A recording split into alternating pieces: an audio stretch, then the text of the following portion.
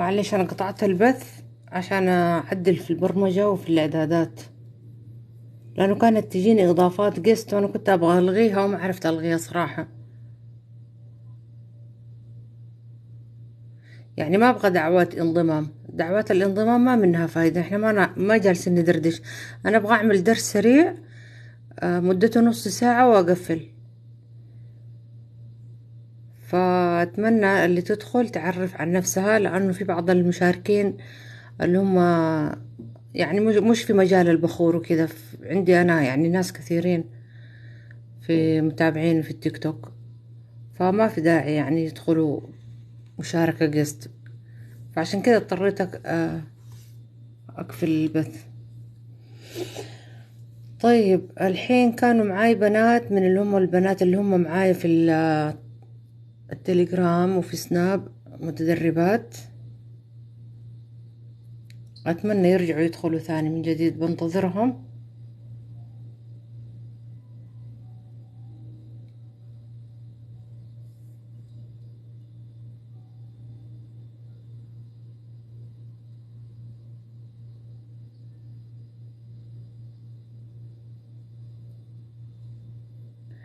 طيب عرفوني على نفسكم للي دخلوا. انا دخلوا عندي الحين 9. طيب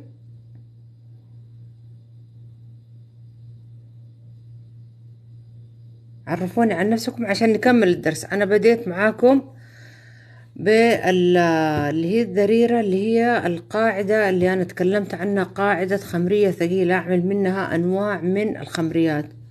تمام.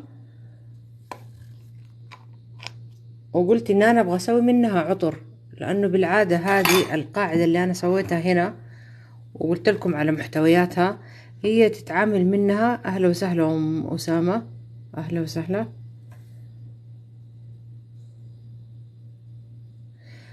وفي بنات تابعوني وكتبت لهم هي بالخط العريض، قلت لهم هي عبارة عن ظفر ومسك وقرنفل وجوز الطيب وهيل وبسباسة الطيب.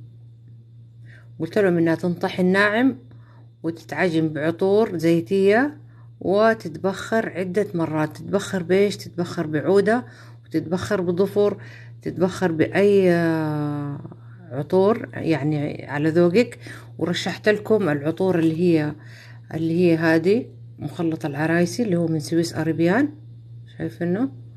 ورشحت نفس الماركة اللي هي سويس أربيان اللي هو عطر البخور، لأنه هذا مخلط العرايسي ريحته ريحة بخور، ريحته بخورية جدا. فرشحت لكم إن هي اللي بتعجنوا فيها. وعليكم السلام ورحمة الله. وقلت لكم إن هي بتتعجن في الخمرية هذه. تمام. وهي عادة كيف تنعمل؟ تاخدوا منها شيء بسيط. تمام. شايفين كيف شكلها؟ تنعمل زي كده، شايفين؟ ويتحط عليها شوية عطور وتستخدم للشعر وللجسم. هذه طريقتها العادية، انها تكون ثقيلة. تبغوا تخففوها بزيت، عطر زيتي يعني، تخففوها بعطر زيتي وتخلوها برضو خمرية تكون ثقيلة. يعني في طريقتين، يا انها تكون كريمية زي الكريم ثقيلة مرة، او تكون خفيفة وتندهن فيها دهن. اما الان انا قلت ايش؟ ابتكرت لكم تعملوا منها عطر بخاخ، عطر بالعطور بنضيف لها عطور جسم. طبعا ورشحت لكم عطور الجسم اللي بتكون اللي هي بادي سبلاش المتوفرة بالسوق حسب اختيارك، تكون ريحة يعني حلوة على ذوقك. في عندكم هذا، انا هذول يعني طبعا اختياري وهذول هم ذوقي. انا احب العطر هذا صراحة مرة، واحب هذا. هذول الاثنين المفضلين عندي. في طبعا في كمان عندكم هذا حلو جدا. انا ايش بسوي؟ انا بس بستخدم هذا لاني انا سويته، هذا انا من صنعي. ايش حطيت هنا؟ مخلط نورة، حطيت مخلط نورة مع كحول طبعا وقليل ماء ورد عشان يعطيه ثبات. فهو اللي راح اسوي منه العطرة الخمرية، اللي هي الخمرية هذه الثقيلة اللي قلنا عنها. ايش؟ انا بنتظر على قد ما اقدر اشوف البنات اللي هم معاي ويعرفوني ويقولوا ان احنا معاكي.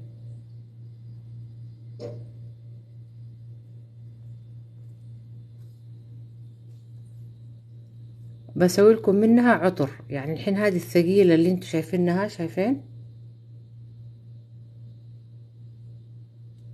هذه بعمل منها عطر، يصير عطر بخاخ. طبعا العطر البخاخ حيكون ثقيل، لونه اسود مش زي هذا، ونبخ فيه جسمنا ونبخ فيه الشعر وكل شيء. انا عملت عينة هنا، تمام، صبيت عليه عطر حق جسم. صبيت هذا طبعا زي ما انتم شايفين كان مليان، صبيته. وبعد ما صبيته جلس قديش؟ جلس 4 أيام تقريبا، 4 أو 5 أيام. بعد 4 5 أيام شوفوا كيف صارت الرواسب. هذه الرواسب اللي تحت شايفينها، خلاص هذه ما راح يعني مش هي اللي حنستخدم الموية هذه، شايفين؟ هذه الموية حنصفيها بفلتر، أي فلتر عندكم، فلتر القهوة أو قطعة قماش، أو قولوا معاي إيش اسمه هذه عشان أسهل لكم الموضوع. اللي ما عنده فلتر قهوة تستخدم الكمامات، عادي تجيب كمامة وتفلتر فيها. بس بالأول لازم ايش يكون؟ لازم تخلط العطر وتخليه 4 5 أيام يتعتق ويتخمر، وبعدين ايش؟ بعدين تصفوه في قارورة. انا بعملها طبعا دحين قدامكم بطريقة مباشرة عشان تشوفوني. لحظة شوية بوريكم كيف بسويها. انا طبعا كنت عاملاها هنا، كنت عاملاها في نفس عملتها هنا شايفين، وهذه بعد ما جلست كم يوم صارت كده، تمام. بس بوريكم كيف شكلها. لحظة شوية.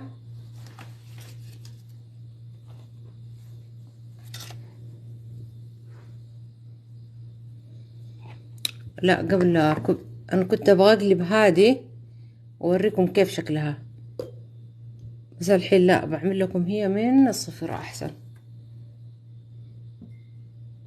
حنجيب صحن، بنجيب اقصد كاسة صغيرة.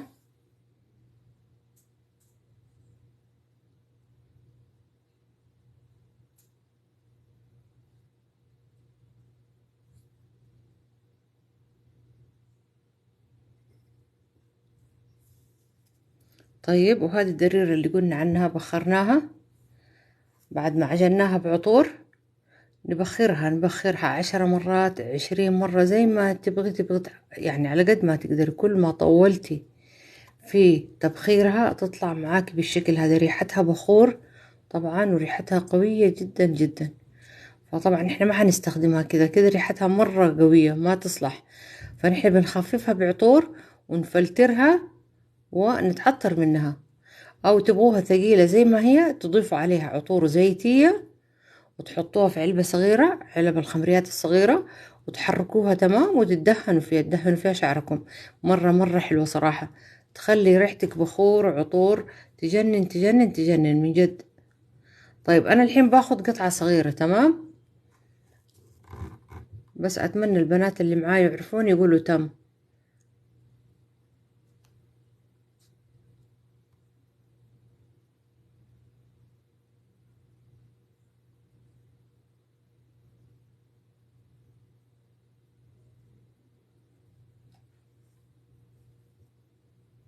طيب انا بعملها وما راح انتظر البنات اكثر من كده. خلاص باخد قطعة صغيرة، هذه انا بخرتها وجلست معي فترة طويلة متعتقة جاهزة.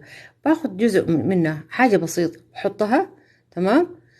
طيب الحين ايش بتخلطوا هنا؟ بتخلطي عطر، اي عطر على ذوقك. يعني ممكن تجيبي عطر فرنسي وتبخيه، وهو الافضل طبعا العطور اللي هي زي ما قلت بدي سبلاش. يكون اي بدي سبلاش عندك حابة ريحته تفكيه، يكون طبعا يكون ايش؟ يكون برم، يعني بحيث انه يسهل عليك تفكوه زي كده، تفكوه وتصبوه، تمام. انا ايش بستخدم؟ ما بستخدم لا هذا ولا هذا، لان انا سويت واحدة اللي هي هذه، سويتها بهذا من الجاهزين يعني. فهذه المرة انا بسويه بهذا اللي انا سويته. هذا عبارة عن ايش؟ عطر بمخلط نورة، مخلط نورة تعرفوه. حط اي عطر على ذوقك. حطيت له كحول وشوية ماء مقطر وصار معي بالشكل هذا. بدي سبلاش اصلا جاهز انا عاملة، تمام. فايش بسوي؟ بصبه على الخمرية اللي هي هذه الثقيلة، الخمرية الثقيلة هذه اللي أنا سويتها. بصبه وأحرك. طبعا هو مفروض بعد ما أخلطه بالعطور أخليه 4-5 أيام، بس الحين عشان أنا بنزل لكم هو مباشر فعلى طول حافلتره، لأنه أنا عندي واحدة جاهزة هنا. بتصب العطر على قد كمية القارورة اللي انت عندك، على حسب كمية العطر اللي انت تبغى تسويه.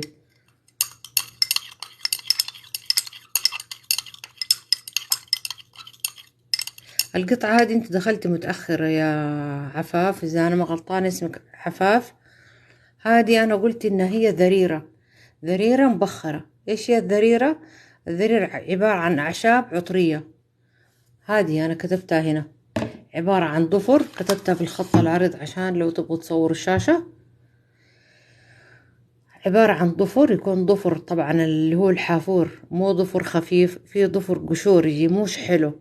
لا سوي الضفر الأصلي اللي يجي ثقيل، وتحطي معاه مسك حجري، وتحطي معاه جوز الطيب، وتحطي هيل، أو تحطي مثلا هيل لحاله، ممكن جوز الطيب لأنه ممكن ما تحصلوها. القرنفل يكون أقل، القرنفل يكون أقل من الكميات الثانية، يعني حطينا ملعقة القرنفل نحط نص ملعقة. تمام.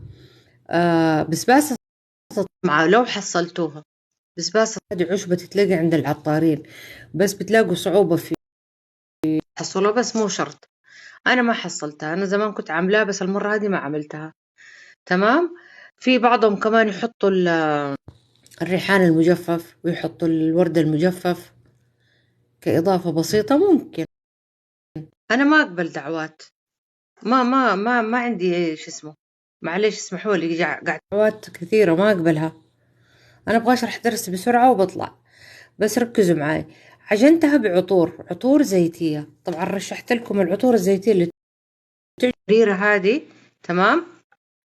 اللي هي عطور سويس أريبيان، أنا قلت هذه هي عطور سويس أريبيان هذه كذا. هذه تجي منها عطر البخور اللي هو هذا، أو مخلط عرايسي ريحته بخور، ريحته بخور. بنخلط فيه الدريرة أو الأعشاب العطرية اللي طحناها ناعمة، طحناها نحن ناعمة طبعا، وعجنتها بعطر. تمام. بعطر اللي هو المخلط العرايسي، وصارت معاي ثقيلة بالشكل هذا. شوفي ثقيلة بس كلها زيت، شايفين؟ شوفوا كيف. هذه قاعدة لكل أنواع الخمريات اللي أنا بسويها، بس بعمل كل مرة ريحة شكل، يعني بعملها بعدة أشكال، بعمل منها عدة خمريات، بعمل منها خمريات كثيرة مرة. أعمل منها نوع ثقيل أحط لها زيوت، طبعا تختاري أي زيت على ذوقك. أحيانا أخففها شوية، أخليها شبه خفيفة وأحطها في تولات بعد ما أصفيها. والحين ابتكرت لكم إنه يتعمل منها عطر بخاخ. كيف نعمل منها عطر بخاخ؟ حطيت منها قطعة صغيرة زي كده، وضفت لها عطر جسم. تختاري أي عطر جسم من اللي علبهم تنفك، وحطيت لكم أمثلة هذا أو هذا، وتحركوها. تكبي على قد العطر اللي القارورة اللي انت بتحطيها. تمام. وتحركوها طبعا، يبغالها تحريك تمام.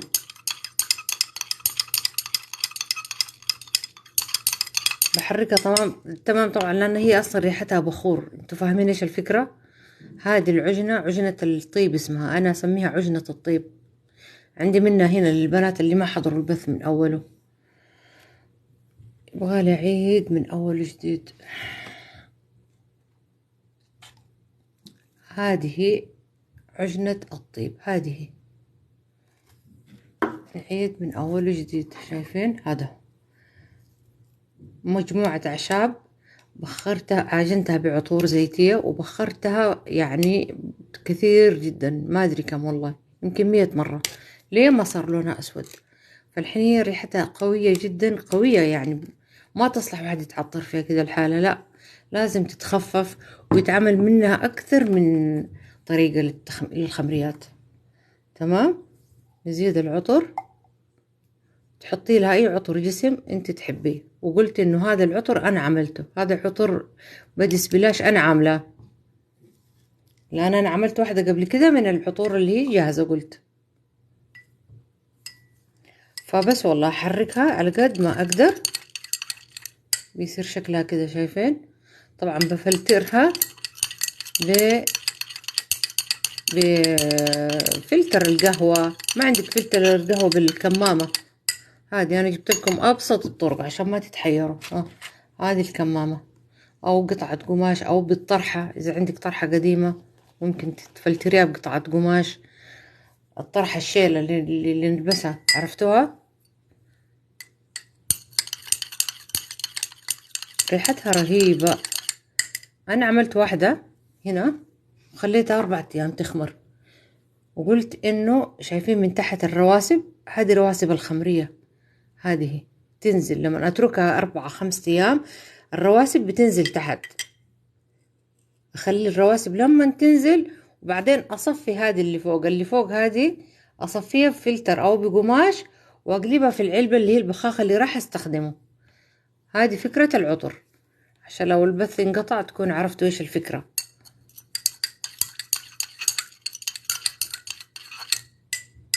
مفروض اخليها تروق، مفروض اتركها 2 3 لانها بتاخد وقت صراحة عشان تروق، يبغى لها وقت طويل، بتجلس لين تروق تنزل تحت. والموية اللي فوق اصفيها بقماش او بفلتر على نفس القارورة، او اجيب اي قارورة انا ابغاها اصفيها هنا. تطلع ريحتها ايش؟ طبعا حسب اختيارك، لو انت اخترت عطور حلوة يا سلام، تطلع ريحتها بخور على عطور، يعني ما يحتاج ريحة فخمة فوق الخيال والله. فبس والله انا دحين بس عملت عينة، المفروض اتركها صراحة، بس بما ان انا بديت معاكم خلوني اصفي هذه، يمكن افضل لو صفيت لكم هذه اللي جلست، لانه المفروض تجلس 4 5 ايام، لانه تاخد وقت ليه ما الرواسب هذه تنزل تحت. طيب انا حاجيب كاسة ثانية عشان اصفي فيها هذا، ولا خلوني اقلب هذه هنا اوريكم ايش الطريقة. هذه اللي انا عملتها صبيتها، كنت عاملة زي كده وصبيتها هنا، بس كنت عاملة كمية كبيرة. تمام، حفلترها هنا. تمام، يبغالي بس اغسل الكاسة، لانه ما نبغى اي شوائب، اي شوائب ما نبغى. ليش؟ لانه الشوائب راح حتسد اللي هي البومبة، ما يصلح البومبة حق البخاخ، ما يصلح، لازم تكون فلترة يعني صح. خلوني امسحها بس بمنديل افضل. حفلترها تمام عشان اعرف ايش اصبها على القارورة.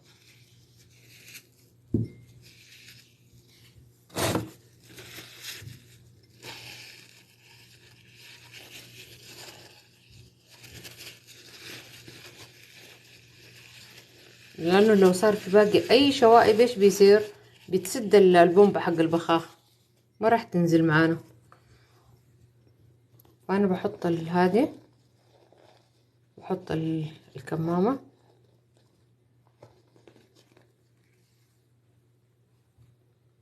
لحظة شوية اعدل.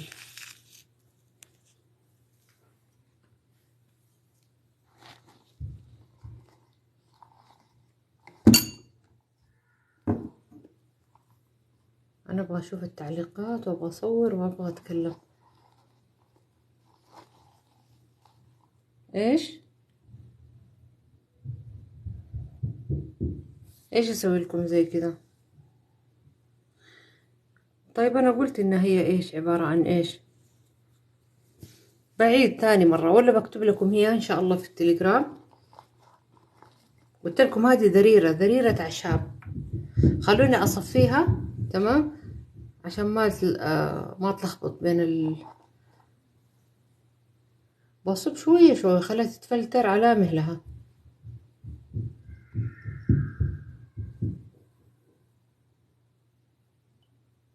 هذه طبعا أنا تركتها كم يوم، هذه اللي قلت عنها هذه لها 4 أيام أو 5 أيام. شايفين؟ طبعا الأعشاب اللي هي الدريرة هنا هذه ثقيلة. شايفين؟ أنا أبغى أخذ الموية اللي فوق بس،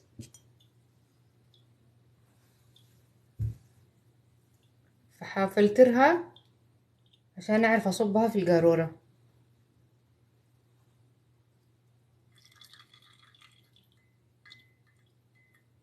هذه الفكرة اللي أبغى أعلمكم إياها.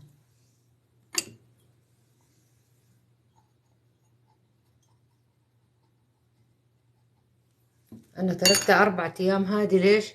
عشان تصفى معاي، عشان الدريرة تنزل تحت والعطر يطلع لي صافي زي ما انتوا شايفين.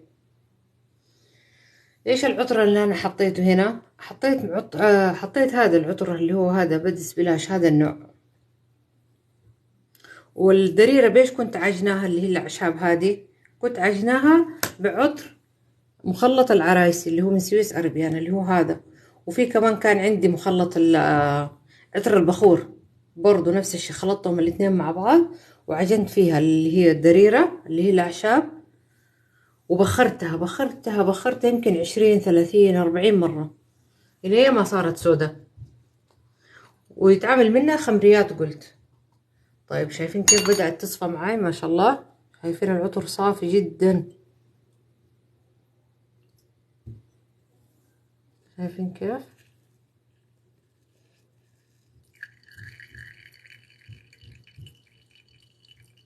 هذا عطر خمرية، يعني تتعطري وانت كأنك ايش حاطة خمرية وكأنك متبخرة، تغنيكي عن كل شيء. طيب انا عندي هذا راح اقلبه، فرغته عشان احطه هنا وبس. والله شايفين بكل بساطة تقلبوها في القارورة اللي انت تبوها.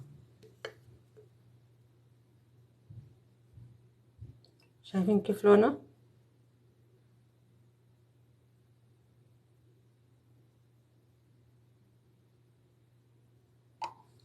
بكمل القارورة.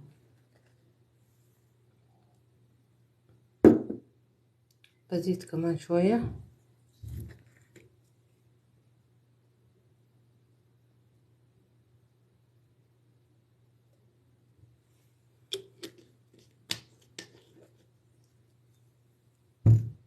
نشوف أسئلتكم. طيب دلال تقول يعني كذا نوع،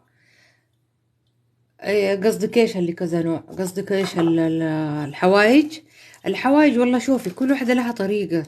الدريرة تنعمل عندكم البابونج وعندكم الريحان وعندكم الورد المجفف، ينضاف معاه اللي هي الأشياء اللي أنا ذكرتها هنا اللي هي الظفر وجوزة الطيب والمسك الحجري والقرنفل والهيل وبسباسة الطيب. تمام. ولكن اللي أنا عملتها هذه بالذات، هذه عملت لها بس هدول اللي أنا كاتباهم هنا، ما عدا هذه ما لقيتها. بسباسة الطيب ما حصلتها. عملت ظفر وجوز الطيب ومسك حجري وهيل وقرنفل، طحنتهم ناعم ونخلتهم وعجنتهم بعطر البخور ومخلط العرايسي، بخرتها بإيش؟ كل أنواع البخور الحلوة اللي عندي. بخرتها بظفر، وبخرتها بمعمول، بخرتها ببخور عدني، بخرتها بعودة. كل مرة أبخرها بحاجة. كنت أبخرها وأقلبها، يعني كنت أحط العجينة هذه اللي قلت لكم عليها هذه، أحطها في صحن معدن يعني، وأحطها على جوانب الماء يعني يكون عندك أي صحن، الصحون المعادن هذه الصغيرة تحطيها عليها تلصقيها فيه وتبخريها. أيوة الكمام. لا والله ما راح أرميه، بحطه في دولابي، بحطه في الملابس وسط الملابس، خليه يعطر لي شوية. الريحة ما شاء الله مفحفة. طيب شوفوا ما شاء الله كيف شكلها. هذه تغنيك عن الخمر، عن البخور، تغنيك عن كل شيء. أهم شيء هذه العجنة تكونوا بخرتوها وما بخلتوا فيها. بخرنا صار لونها أسود. هذه يعني مركزة ثقيلة، أعمل منها يعني نتفة منها. شوفوا كم قديش أعمل منها خمريات. خلاص الحين هذه عملت منها عطر.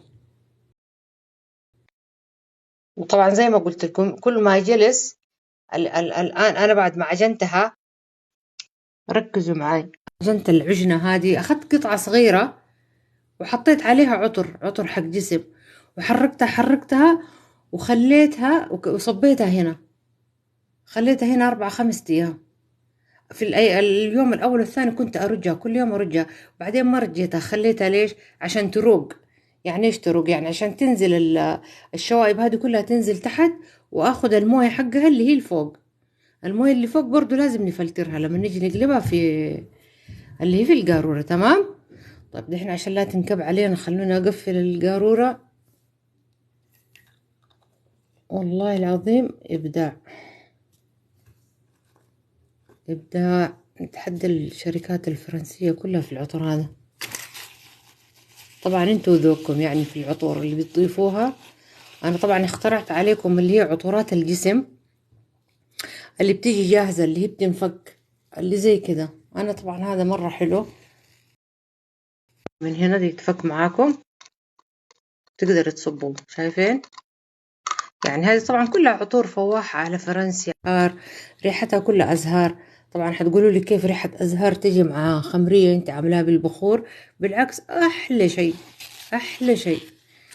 فهمتوا؟ بس عجنت العجنة اللي هي هذه، عجنتها بعطور شرقية اللي هي عطر البخور وعطر العرايسي.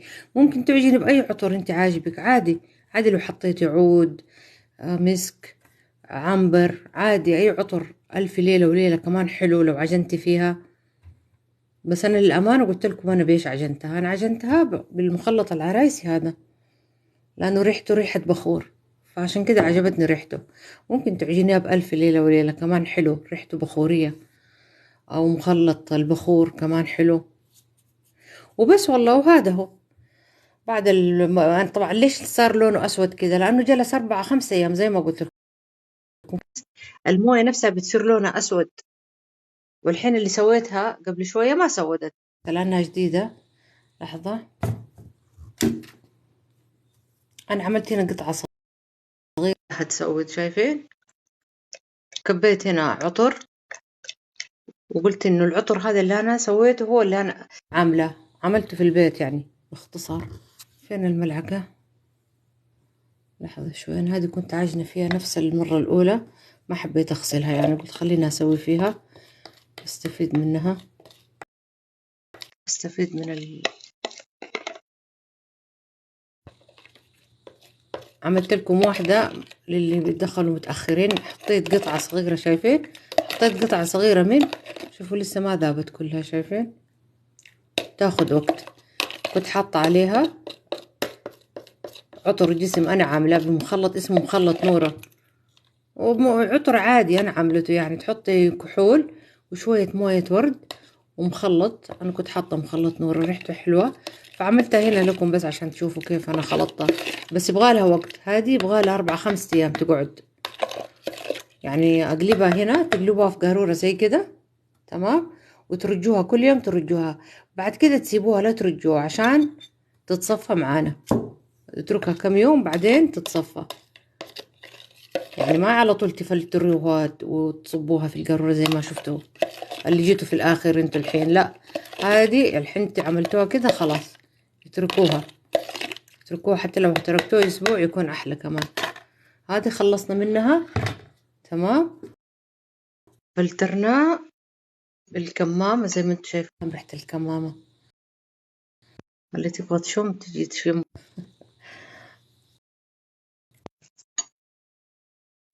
أوريكم الريحة، أوريكم على أنه الريحة بتنشاف يعني. طيب نقول بسم الله. ما شاء الله ما شاء الله. عاد هذه الخلطة يعني بصراحة اللي كانت هنا اللي أنا عملتها شيء جميل مرة. ما شاء الله تبارك الله. أنا أعشق الروائح الثقيلة صراحة. شوفوا كل واحدة هي وذوقها في العطور. أنا بالنسبة لي لأني يعني حطيت مخلط ريحته قوية. تمام. الله يعافيكي يا نرجس، شكرا. اللي في القارورة قصدك اللي هنا، هو شوفوا اللي ما تبغى تحط من البادي سبلاش عطور جاهزة اللي هي تنفك، البومب حقها تنفك وتنصب، ممكن تعملي ايش كأنك تركب عطر. القطعة هذه اللي هي الخمرية اللي هي قلنا عليها الثقيلة، العجنة الطيب اسمها عجنة الطيب، تمام. ممكن تحط كأنك تصنعي عطر من الصفر، تحطيها، تحطي عليها كحول وتصبي عليها عطر عطر زيتي، عطر زيتي على ذوقك، من المخلطات اللي انت اخدتيها او المخلطات اللي انت عملتيها، عطر البخور، الف ليلة وليلة، من العطور الثقيلة، وتصير لك كأنك عملتي عطر هي اياها. يعني بدل ما انت تحطي العطر في قارورة بعدين تيجي تصبيه، خلاص صبيه مباشرة فيها. تكوني حاطاه في ماعون، يعني في قارورة كده زي كده كبيرة، بحيث انك تحركيها وتقلبيها تمام، وتحفظيها وتخليها تركض. بس طبعا لما تحفظوها في قوارير زي كده عشان تنتظروا تشوفوها تكون شفافة، لما تبدأ تركض خلاص تيجي تصفوا تشيلوا الموية اللي فوق بس، بتصير لونها أسود. طبعا هي بنفسها كده حتصير لونها أسود من كتر ما أنا بخرتها، ما شاء الله. أقول لكم والله بدون مبالغة، لو أقول لكم بخرتها 100 مرة يمكن ما تصدقوني. لها كم سنة الحين؟ لها سنتين معي. بس والله شوفوا كيف شكلها، شوفوا كيف. هذا عطر خمرية، عطر خمرية يعني مش عطر سادة، انت ضفتي عطر لخمرية، فهمت علي؟ بس والله يلا كبسوا يا ريت والله. يعني انا ما بشحتكم على التكبيس، اذا انتوا شايفين ان انا استاهل التكبيس كبسولي يلا، خلونا نوصل 10,000 اقل شيء. كبسوا كبسوا، اعمل لكم زي بعض الناس. شكرا على الوردة يا وردة، انتي قلتي لي ومراكانة، شكرا على الوردة، تسلمي حبيبتي. مم. اللي بيقرروا نضيف عطر عليه، هو عطر اي قصدك هذا؟ قصدك هذا؟ هذا انا ايش عملته، انا كنت عامله قبل 5 ايام صراحه، ما حطيت في بالي اني بعمل بث او اعمل درس او عامله لنفسي يعني باختصار، تمام. فحطيته هنا. تسلمي على الوردة والله يسعدك. شوفي حطيته هنا، حطيت قطعة واحدة زي هذه او كانت اكبر شوية، حطيتها هنا تمام. وصبيت عليها ايش، انا لانه هذا صراحة مرة يعجبني فصبيته عليها، تمام. وما تتقيدوا انتوا انا ايش حطيت، عادي حطوا اي عطور تعجبكم، عطور جسم تنفك معاكم، بس اللي هي القوارير اللي تنفك زي كذا انا قلت. هذا العطر كل ما خلص رحت جبت منه هذا ينفك معاكم. تصب اي عطر حلو حق جسم من العطورات الخفيفة ريحتها، تبغوا عطر ثقيل بكيفكم عاد. وقلبته قلبته قلبته، شوفوا كل ما يتقلب يصير لونه اسود. قلبته قلبته وبعدين ايش سويت، قلبتها هنا في قارورة شفافة عشان طبعا اغطيها واحفظها، وعشان اشوف الذريرة نزلت تحت لما بدأت تفصل. ما ادري والله باينة معاكم ولا لا، شوف الحين هي فاصلة معاي، الذريرة واقفة اللي هي الشوائب واقفة لحد هنا، وصارت معاي الموية فوق بس. والحين لما جيت قلبتها هنا، طبعا لازم بفلتر او بكمامة زي ما قلت، ما شاء الله تصفت معاي صارت صافية جدا. خلونا نبخبخ، والله ابخبخ في حاجة، اجيب جلال الصلاة حقي هذا،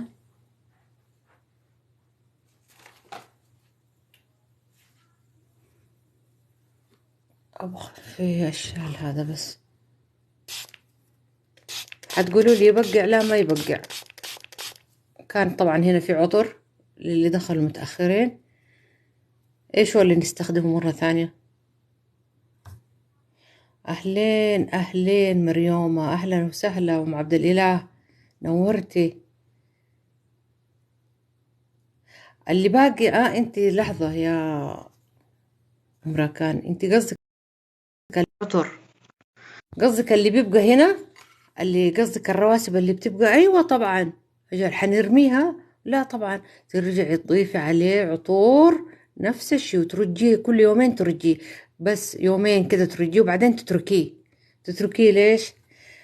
تتركيه لين ما عشان ينفصل معاك، تخليه ما تحركيه عشان يفصل ويصير العطر فوق والذريرة تحت. يعني ما شاء الله ما شاء الله، كرات الطيب هذه يا بنات والله فيها بركة، فيها بركة، في أنواع من الخمريات تنعمل. بس تشدوا حيلكم تعملوها عاد، يلا شدوا حيلكم، تطحنوا كل شي ناعم وتنخلوه. نسيت أقول لكم أي شي بعد ما تطحنوه طبعا. آه إيش اسمه،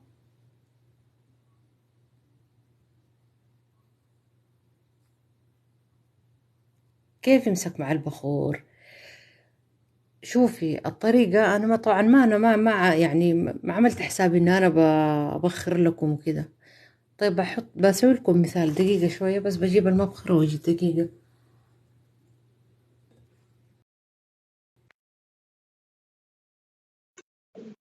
طبعا ما يبقع، لحظة أبخ لكم في المنديل عشان أتأكد إنه ما يبقع. انتوا تشوفوا الحين لونه كده، بس لا إن شاء الله إنه ما يبقع. بس انتوا حطوه للشعر، حطوه للجسم.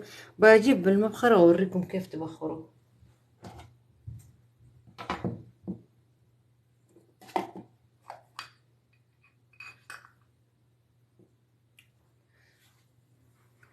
طيب شوفوا، لو فرضنا، خلونا استبعد هذه الاشياء. لو فرضنا هذا هو، هذه مبخرتنا هنا تمام. وتجيبي طبعا، تجيبوا المواعين اللي بتكون طبعا ايش، تكون ألمونيوم حديد او الغدار، اللي هو الغدار تعرفوه كلكم. خلاص انا عشان هذا حاطه فيه بخور. ايش بتسووا، بعمل لكم مثال دقيقة. الحين انا قلت ايش، كيف يمسك على البخور، نبخره صح. طيب الحين خلاص خلينا نستبعد هذول، المكان ضيق. انا قلت ايش، قلت انه هذه الدريرة اللي هي اعشاب عطرية، طحنتها ناعم طبعا، ونخلتها. بعد ما طحنتها نخلتها بقطعة قماش، نخلتها بطرحة عادية، وعجنتها بعطور، اي عطور تحبيها زيتية حطيها. ورشحت لكم عطر البخور ومخلط العرايسي. بتحطيها في صحن زي كده، وبتضغط عليها. يعني طبعا حتمسك معاك، الحين هي ما بتمسك لانها تبخر، استوت لان الان هي مستوية، ما حتمسك. بس هي لما تكون نية لسه يدوب حاطة عليها عطور، بتمسك معاك. تضغطي عليها في الصوت، تضغطي تمام كده. اوكي، وتجيبي المبخرة، تجيبي المبخرة كده الفحمة. طبعا في عندي مبخرة عميقة شوية، غويطة شوية، بس الحين بعيدة، ما ابغى اضيع وقت واروح.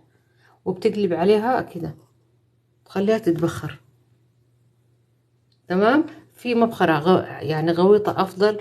ولو عندك اللي هي الطاسة تكون برضو كبيرة شوية تمام، وتكوني حطيتيها كلها على الجوانب وكلها طبعا ضغطوا عليها تمام وتماسكت. بتحطيها كده تتبخر الين ما يخلص البخور. بعد ما يخلص البخور خلاص بتشيليها، تقلبيها وتاني مرة ترجعي ايش، تطبطبي وتضغطي عليها وتحطي بخور جديد وتبخري. خلص الفحم، خلصت تحطي فحمة ثانية، وتكرر العملية في اليوم مرتين ثلاثة أربعة، اليوم اللي بعده اللي بعده، لحد ما ايش يصير لونها اسود زي كده، لحد ما يصير لونها اسود. ريحتها بخور، وريحتها لحالها طبعا ما راح تعجبك لانها خلاص مرة بخور. لو سمحتوا تجيني اضافات، انا ما اقبل اضافات، ما تتعبوا نفسكم قاعد تجيني اضافات من ناس ما اعرفهم تمام. وتقلبيها بعد ما تتبخر، هي تتبخر من وجه واحد، ترجعي تقلبيها تاني مرة. وإذا شفتيها نشفت وشربت تستوي طبعا مع التبخير، بتنشف، هي بتنشف، ترجع ثاني مرة ترشي عليها رشة عطور، أي عطور عندك، حاجة بسيطة. ممكن تستعيني كمان بشوية جليسرين كمان يساعدك على العجن. وترجعي ثاني مرة تطبطبي عليها كذا، تطبطبي عليها، وثاني مرة ترجعي تقلبيها على المبخرة تبخر معاكي على قد ما الله يقدرك، وتقلبيها وترجعي تطبطبي عليها وتبخريها وبس والله. وبعد كده تصير معاكم بالشكل هذا. تعملي كمية قليلة عشان لا تتعبوا. أنا عملتها كمية كبيرة لأني إيش عملتها تجارية صراحة، فعملت منها مجموعة وكورتها. طبعا كنت مكورة افتكروها معمول، أكورها زي كذا شايفين. الطرقة الثانية بوريكم هي في بث ثاني. الطرقة الثانية اللي بتكون خمرية ثقيلة زيتية، تتعمل منها أكثر، تتعمل منها عطر اسمه معشوقة الجسم برضو. شوفوا زي الكورة، أنا مكورة عندي مجموعة هناك منها زي كذا بس والله. أيوة ونقلبها طبعا، لأن لما تتبخر بتتبخر من وجه واحد، وبعد ما تتبخر من الوجه هذا إيش سوي؟ تشيليها تخرجيها كده وتقلبيها تقلبيها تقلبيها تمام، وترجعي ثاني مرة وزي ما قلت وترجعي تطبطبي. وزي ما قلت لما تنشف صبي شوية عطور، بخي عليها عطر كمان، بخاخ عطر عادي، عندك عطر سائل زيتي حطيتي لين ما تستوي. إذا استوت يصير كذا شكلها شايفين، كذا استوت، كذا استوت شايفين. الحين المشكلة يدي كذا، تعرفوا الريحة تجلس معاي والله بالأيام، بالأيام تجلس في يدي ما شاء الله، مرة قوية. يعني من كتر ما هي متبخرة الحين أحسها كاتمة، الريحة كاتمة. عرفتوا يعني إيش كاتمة؟ يعني قوية مرة. كيف أعرف إنه كفية التبخير؟ هذه يسموها كفية التبخير. هذه تجيب المبخرة، بس مو هذه صراحة، المبخرة الثانية اللي خاصة اللي أبخر فيها مو موجودة هنا. هذا كان حينكسر. عندي مبخرة عميقة شوية، غريقة شوية، فاهمين؟ بس هذا تضغط عليها كذا تكون عميقة شوية وتكفيها كذا. طبعا صحن أكبر ومبخرة أكبر، أنا هذا بس كمثال جبت لكم. يعني يسموه كفية، هذه يسموها كفية البخور كذا وبس والله. هذا تعتيق. لا، في فرق بين التعتيق وبين التبخير. احنا بعد ما نبخرها عتقناها. الحين هذه كم لها تدروا؟ لها حول السنة، سنة تقريبا. شوف والله ما فرط في فتفوتة منها، كل فتفوتة تطيح لازم نحافظ عليه. هذا بخور، هذا مش درير، هذا بخور فرنسي.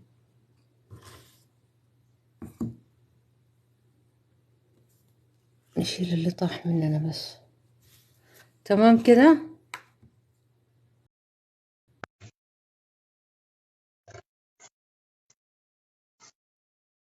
والله شوف عمل لون صراحة في المنديل.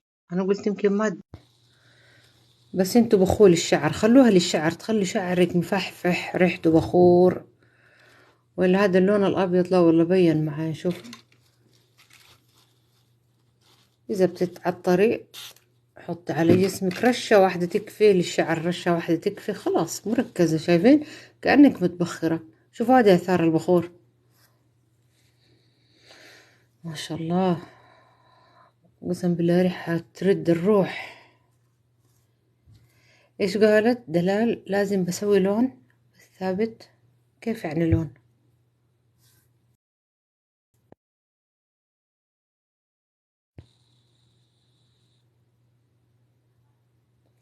يا قصدك الحين فهمت سؤالك، قصدك كيف اني كفيتي تبخير. شوفوا هي التبخيرة بالمعقول، بالمعقول 10 تبخيرات. اليوم بخري 5 مرات عشان ما تتعبي، بكرة بخري 5 مرات، خلاص كفاية. بس أنا أحيانا كذا مثلا أكون فاضي أو شيء يرجع أزيد أبخر زيادة. 10 تبخيرات كافية جدا صراحة يعني. فهمتوا؟ مم. طيب يلا، وين اللايكات وفين التكبيس وفين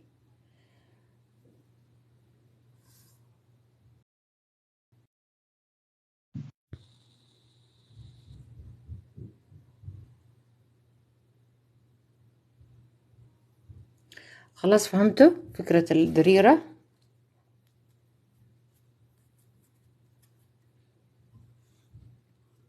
خلاص هذا أنا الحين برجعها. وهذا هو النتيجة حقتنا اللي سويناه. تمام كده.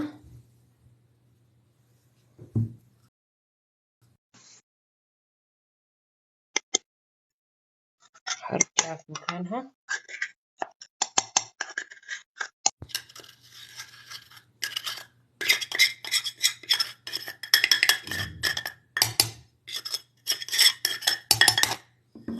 خلاص هذه خلصنا منها. انا اغطيها بقصير عشان الريحة ما تتطاير مني، واضغط عليها. شوف انا عملت لان الكمية الثانية كورتها كور، والكمية هذه عشان استخدمها اعمل منها خمريات، يعني تكون قريبة مني. هنا المكان اللي انا جالسة فيه ايش سوي؟ اضغط عليها، اكبس عليها كبس، شايفين زي كذا.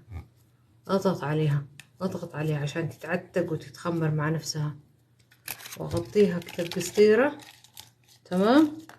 واغطيها، طبعا كانت جوا الدولاب، وانتهينا. ولا اروح اغسل يدي. المهم هذا هو كان الدرس. تحطين كمية من الضفر زي بعض، كميات زي بعض. لحظة، انا احط الضفر والمسك الحجري وجوزة الطيب زي بعض. جوزة الطيب والهيل زي بعض، يعني مثلا ملعقة واحدة فيها جوز الطيب وهيل مع بعض، وملعقة مسك حجري وملعقة من الظفر. تمام. نص ملعقة قرنفل، القرنفل ما يكثر.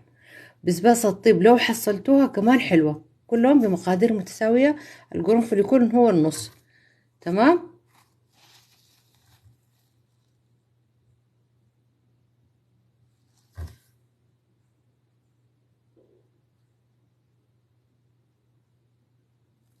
كميات متساوية. تمام. اللي بتسويها وتوريني. تمام. توريني ايش سوت، توريني تطبيقها. هذا هو النتيجة اللي قلنا عليها، عطور خمرية.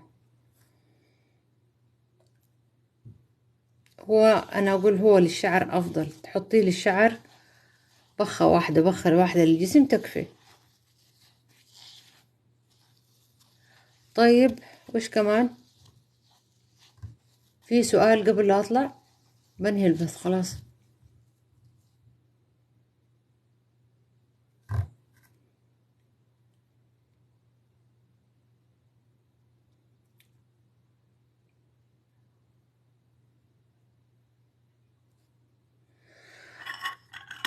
طبعا قلت لكم هذا المخلط العرايسي اللي هو من سويس أربيان مناسب له، لأنه ريحته ريحة بخور. اللي تعجن فيه الضريرة. تمام. هذه من المعلومات اللي قلتها أول. لا ما تنفع البخور خمرة، لا ما تنفع. الضريرة لو هي سادة بتحطيها في البخور، أيوة تعمليها خمرة للبخور. أما إن أنت تبخريها وتتعبي فيها وبعدين تيجي تحطيها في بخور، يعني ليش؟ طيب ما احنا البخور اصلا بنحط فيه الظفر وبنحط فيه المسك وبنحط فيه اللي الحوايج هذه، لانك تعبتي فيها. يعني هي ما اقول لك ما تصلح، ما تصلح. انا عندي خمرة البخور اسويها لحالها، اسويها. بس انا احيانا اعجنها عشان تساعدني، احط شوية يدي اليسرين يساعدني في العجن ترى. فهمتوا؟ وخمرة البخور، خمرة البخور اصلا تنعمل من الحوائج، حوائج البخور اللي هي معروفة، اللي هي الظفر والصندل والمسك بأنواعه، والمنكهات الهيل الحبشي والقرنفل. سلام. وين؟ أهلا وسهلا يا أم عبد الإله، كيفك يا مريومة؟ فين رحتي؟ أنا خلاص بخلص البث. خمرة البخور هي عبارة عن مجرد حوائج. تمام. بتعجنيها بعطور حلوة تعجبك على ذوقك. عطور طبعا الأفضل تعجن خمرة البخور، مع إنه هذه سالفة ثانية، بس إن شاء الله نتطرق إليها مرة ثانية لو عملت بث. كل مرة نركز على حاجة واحدة عشان ما تتلخبطوا. بس لو أنت تبغى تقولي بتحطي منها للبخور، أنا ما هي ما بتضر، بس ليش تحطي وأنت تعبتي في تبخيرها وعجنتيها بعطور عشان تعملي منها خمرة؟ إلا وعملتي كمية كبيرة وفي مجال إن أنت تحطي منها للبخور، حطي عادي. لأنه أصلا نحن شوف الحوايج هذه اللي أنا ذكرتها هي أصلا أنا بحط منها للبخور، ما عدا بسباسة الطيب لا ما أحط.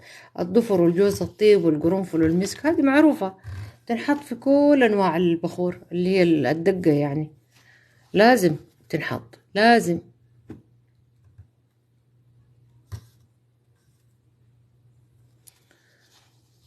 طيب وصلوني 10 أقل شي، يلا كملوا ال10 عشان لو أجاوبكم على باقي أسئلتكم.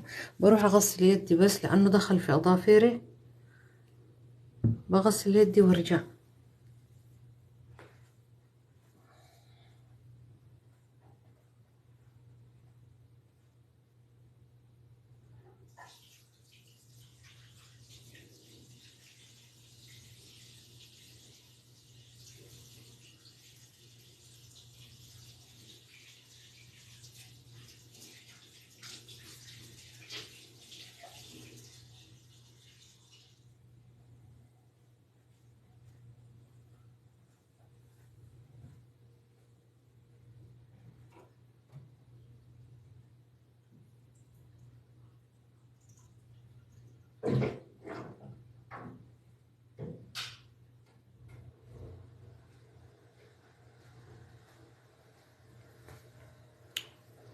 ورجعت لكم. طيب مين عنده سؤال؟ احنا قلنا استخدمنا عطر البخور، مخلط العرايس او عطر البخور لانه ريحته بخور. وقلنا تحطي بادي سبلاش اي نوع يكون فتح يعني قابل للصب، يتفتح معاك الغطا حقه، اي نوع بادي سبلاش. وانا استخدمت اللي كان في القارورة نفسها بادي سبلاش، انا عاملاه بمخلط اسمه مخلط نورة، مخلط يعني ريحته شرقية شعبية، وانا احب العطور الشعبية صراحة. وفي نوع انا كنت عاملاه اللي هو هذا، كنت عامله بالمعطر اللي هو هذا. انا ما عشان اعمل لهم دعايات ولا شيء، بس كل واحدة حسب ذوقها يعني. تمام، هذا اختصار للكلام اللي قلناه. وقلنا تتركوها بعد ما ترجيها، تقعد يومين ترجيها، تتركيها كم يوم كمان عشان تصفى معاك الدريرة من تحت، وتاخدي الموية اللي فوق وتفلتريها بفلتر او بقطعة قماش او بالكمامة. وفلترناها بالكمامة زي ما انتم شايفين، ريحتها تجنن ما شاء الله. وصبيناها هنا، واصبح معاي عطر الخمرية. هذا عطر خمرية يجنن صراحة ما شاء الله. ليتكم تشموا الريحة والله. وقلت انه ما تتقيدوا بريحة معينة، عادي عادي لو حطيتوا عطور فرنسية تيجي حلوة. خلاص فهمتوا الفكرة؟ يلا كبسوا كبسوا. اعملوا لايكات، يلا وصلوا على 10، باقي شوية توصل ال10. وبعمل لكم يوم بث ان شاء الله عن اي شي تبغوا خمرة بخور. اما هذه عشان اعملها من الصفر اللي هي هذه صعب والله، اصلا ما تصلح في البث المباشر. هذه شغلتها شغلة، بس وريتكم يعني ما يحتاج. ما اقول لكم انها شكرا يا لولي، تسلمي يا حبيبتي الله يسعدك. ميرسي ميرسي خالص. مثل ايش العطور الفرنسية؟ عطور فرنسية اللي هي تكون اللي هي العطور الفرنسية اقصد اللي هي البدس بلاشة اللي زي كده. عطور فرنسية كل واحد حسب ذوقه يعني، انا ما اقول عطور فرنسية معينة، بس عادة البادي سبلاش اللي زي كده عطور يعني ما اقدر اقول لكم فرنسية بحتة، بس هي زهورية يعني، ريحتها حلوة يعني خفيفة. تبغوا عطور فرنسي خام زيتي وتضيفوا عليه كحول، او عطر شرقي خام من المخلطات الشرقية وجبت زي معلش عفوا والله انا لانه عندي البنات جاتني اضافات من اشخاص ما اعرفهم، وبعتذر منهم يعني. كلكم على عيني وراسي طبعا، كلهم متابعيني في تيك توك وفي سناب، ولهم كل الاحترام والتقدير. بس لانه يعني الموضوع يعني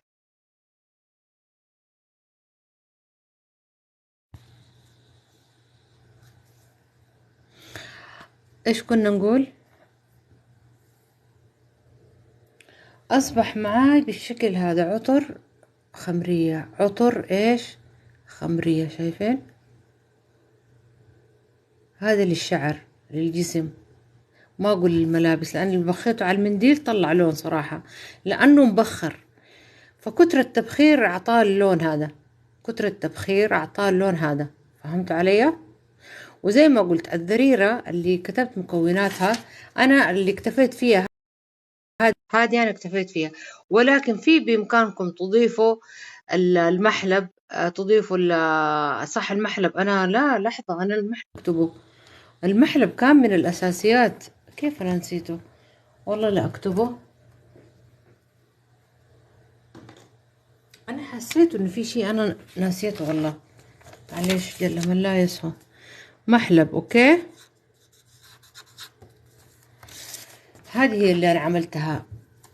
وبعدين قلت إنه في ناس يضيفوا الريحان والورد المجفف وشيء من البابونج وبسباسة الطيب، هذه إضافات أنا قبل كده عملتها في واحدة ثانية غيرها، تمام.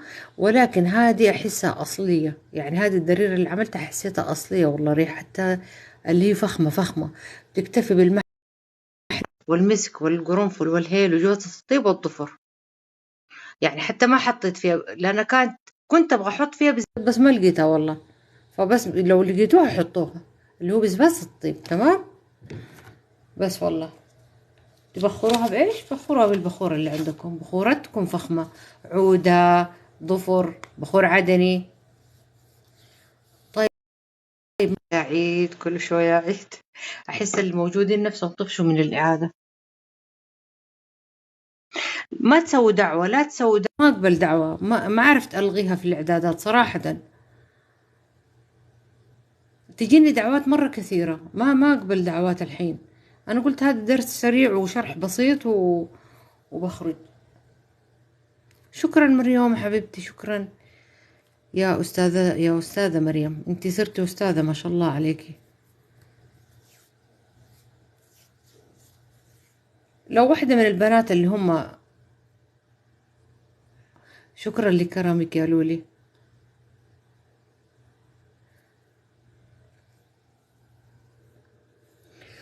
وكل ما بخرتوها، قلت كل ما بخرناها وريتكم كيف تبخروها بطريقة، يعني طبعا شرح مبسط، قلت كل ما تبخرت كل ما أعطت اللون الأسود اللي هو هذا. أنا لاني مبخرتها من زمان، حطيناه هنا، فردناه هنا بعد ما عجناها بالعطور، عطور زيتية، تكون عطور شرقية، بس تكون عطور اللي هي ريحتها على بخور زي المخلط العرايسي وعطر البخور، تمام. وتطبطبوا عليه في ماعون، طبعا بيكون أكبر، بس يكون حديد ألمونيوم أو صحون الغدار، صحون الغدار عرفتوها، اللي زي هذا هذا الكوب اللي أنا قاعد أشرب منه، هذا الغدار، شايفين يجي منه صحون، طاسة حق التمر عرفتوها. عندي والله كل شيء عندي، بس موجود برا في المعمل الحين، أنا ما جالسة في المعمل، أنا جالسة هنا في صالة البيت، ما أقدر أطلع برا الحين، فقاعدة أختصر لكم الشرح. تقلبوه والمبخرة تكون عميقة شوية، غريقة شوية، وتبخري تغطيها وتخليها كده لين ما يخلص البخور. خلص البخور تشيليها، تجدد البخور من جديد، تعملي فحمة من جديد، وهذه العجنة اللي هنا تقلبيها تقلبيها، وثاني مرة ترجعي تطبطبي عليها وتثبتيها، وترجعي تبخريها ثاني وثالث ورابع وعاشر. يكتفي ب10 تبخيرات كفاية والله، في ناس يعملوا 5 6 تبخيرات كافية. أنا بس حبيت أزود التبخير، ويعني جلست فترة طويلة جدا، ما أذكر قديش، وأصبحت معي أسود، لونها تحول للأسود، فصارت يعني خلاص كتمت.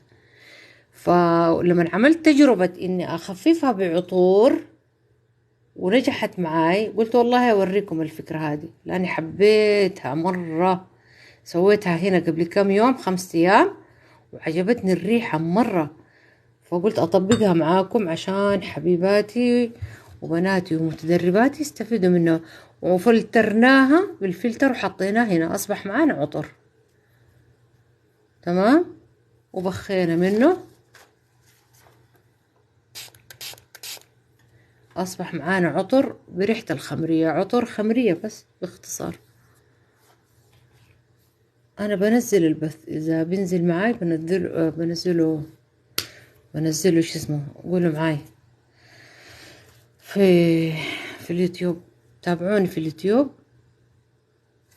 طيب نعمل دعوة لأم عبد الإله. تمام.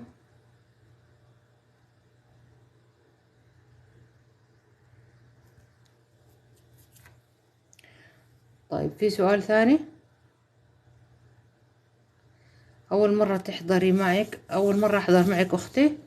والله تنوري حبيبتي، نورتيني.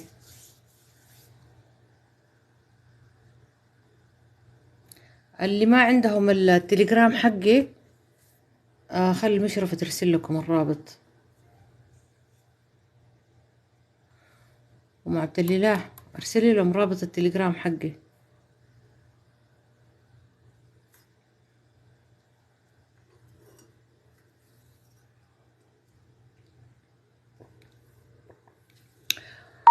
صراحة الغدار هذا ما شاء الله حلو. أنا أحط فيه أبخر فيه العطور.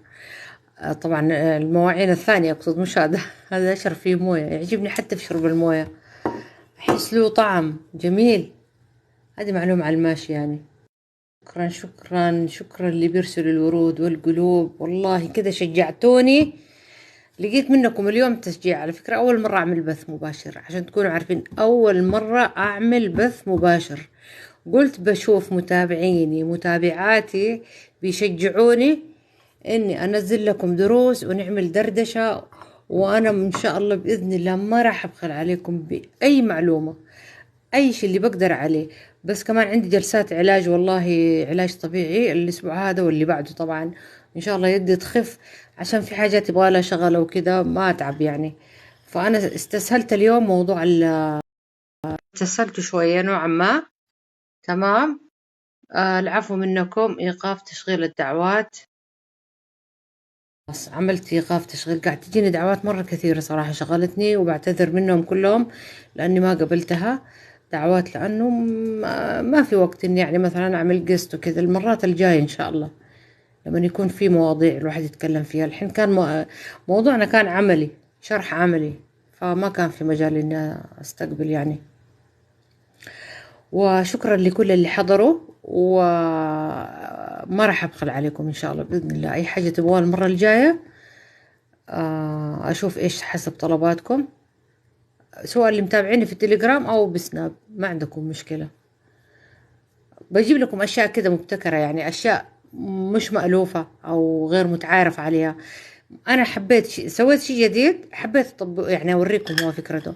أما الأشياء الثانية اللي معروفة ما يحتاج إني أعمل فيها بث. سويت لكم شيء مبتكر وجديد، وأنا أقول لكم سووه، خصوصا لو عندكم مناسبات، عندكم عروسة تبغوا تهدوها هداء، أو واحدة هي تحب تعمله لنفسها، يعني الواحدة كمان تعمل لنفسها، مو لازم تكون عروسة يعني. حاجة فخمة جميلة روعة، تتعطري يعني بخور، تتعطري عطور، مزيج، يعني مزيج من الروائح، ما انت فاهمة ايش الريحة هذه، بس حاجة حلوة يعني، ريحة ما تقدر تميزيها، مختلفة. يعني مش من العطورات اللي تنباع في السوق وأي حد يتعطر فيها، لا، عطر خاص فيكي. هذا عطر خاص فيكي، خليه يصير بينك وبين نفسك. تمام. يعني حط العطر اللي يعجبك. حتى العجنة هذه اللي قلت عليها، لما تعجني حط العطور اللي تعجبك، وجربي شيء بسيط. يعني لما تعمل الدريرة، تمام،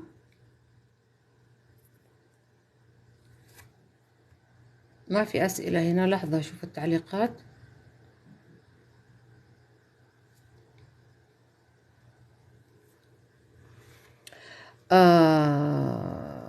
إيش كنت أقول؟ كنت أقول إنه لما أقول أيوة، ما تكثري مثلا الدريرة، كثرتيها اللي هي البودرة اللي هي الأساس، الكلام هذا كله إيش أساسه؟ أساسه البودرة اللي قلنا عليها. الحين أنا حطيتها هنا، ما لحي أخرجها ثاني صراحة. أنا قلت في حاجة اسمها دريرة، تمام، عبارة عن أعشاب عطرية. تمام. إيش هي الأعشاب العطرية؟ اللي هي هذه، طحناها ناعم، بعد ما طحناها نخلناها. نخلتها بإيش؟ نخلتها بقطعة قماش، الطرحة، شفتوا الطرحة حق العباية؟ نخلتها فيها لا تطلع ناعمة مرة. وتحطيها مثلا، خلاص ما تسوي فيها شيء، خدي منها جزء بسيط. لو انت تبغي تجربي وخايفة تقولي اوه يمكن تزبط يمكن تخرب يمكن، خلاص خدي حاجة بسيطة قد الصحن هذا من البودرة اللي انت عملتيها، لا تشيليها كلها، شيلي منها حاجة بسيطة زي كده. روحي رشي عليها عطر زيتي. انا رشحت لكم المخلط العرايسي، تمام؟ اي عطر عندك ما مشكلة، بس يكون افضل يعني المخلط البخور او العرايسي. تعجنيها تعجنيها تصير عجينة، تصير عجينة، وتطبطبيها في الصحن، تمام؟ تضغط عليها وتروحي مبخراها مرة، مرتين، ثلاثة، أربعة، خمسة، ستة، خلاص تمام حلو. بخرتيها طبعا، لما بين كل تبخيرة والثاني بتقلبيها وتعجني وتقلبي وتطبطبي عليها.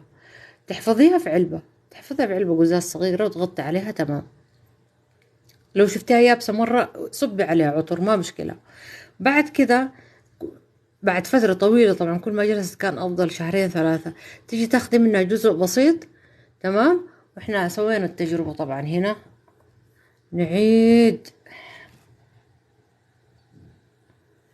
رجعنا صبينا ايش، شوفوا شوفوا ايش صبيت عليها، هي نفسها. اخذت حاجة بسيطة بيدي كده بطرف يدي وحطيتها هنا، صبيت عليها بدي سبلاش اللي انا كنت عامله، من الانواع اللي انا كنت عامله، وقلت لكم ممكن تحطوا اي بدي سبلاش اللي هو من اللي بيكون جاهز زي كده، اي نوع، هذا اي نوع، و تحطوها وترجوها، تحفظوها في علبة زي كده، تمام.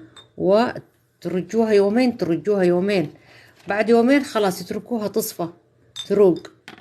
شايفين الترسبات تنزل تحت والعطر يصير فوق، شايفين؟ خلاص يقعد 5 يوم كده. ناخد العطر اللي فوق نصفيه بفلتر، تمام، ونصبه بفلتر او بكمامة. انا طبعا استخدمت الكمامة وصبيته هنا، صار معاي عطر خمرية، عطر خمرية وسلامتكم. انا بستأذن بطلع عشان بتعشى وعندي موعد بكرة وكذا، فاستأذنكم تبغوا حاجة. وصلنا 13، حلو، خلوها 15. وصلوها 15 يلا عشان تشجيع. والله المرة الجاية بعمل لكم حاجة سبيشال. أنا ما أعمل إلا أشياء سبيشال، ما أحب الأشياء التقليدية. ما يعني ممكن أجيب لكم الأشياء التقليدية يا كثرها، أعمل لكم إيش ولا إيش. اللي متابعيني في التليجرام وفي سناب بنتظر منكم تعليقات، تمام. يلا أنا راح أنهي البث، تمام، عشان جوالي كمان راح يطفى. يلا مع السلامة. السلام عليكم. وعليكم السلام. بخور لبان، بخور لبان سهل، ما يحتاج نعمل فيه بث، ما يحتاج. البخور اللبان سهل، بس ان شاء الله ابشري. المفروض تقولوا لي سوينا شيء صعب، ما يتحصل، ما يتحصل الا في دورات.